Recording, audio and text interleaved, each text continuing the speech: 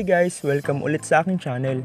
Kung ikaw ay napadaan lamang sa channel na ito, mag-subscribe na at huwag kalilimutang i-click ang notification bell para ikaw ay laging updated sa mga bago kong video. Panibagong kaalaman naman ang inyong matututunan sa videong ito. Sa videong ito guys ay tuturuan ko kayo kung paano gumawa ng icon logo gamit lamang ang Pixellab. So simulan na natin. Punta tayo sa Pixellab app and then i-click natin to. So yan. Pag na-click na natin to guys, hanapin lang natin tong color sa gilid at piliin natin ang black. Pagkatapos guys ay maglalagay tayo ng shape. Yan. Piliin natin itong bilog. Yan. Pagkatapos guys ay pipili tayo ng color. So yan. So ito ang pipili natin. Check lang.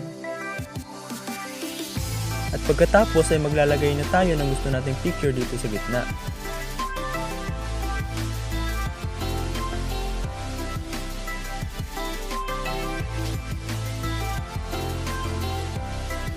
So halimbawa si Naruto. So yan.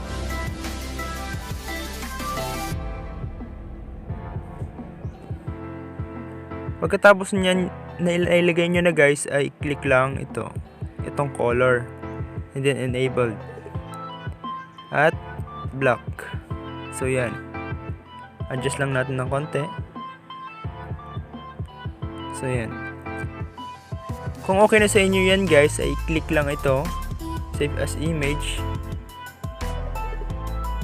So ayan, tapos na guys.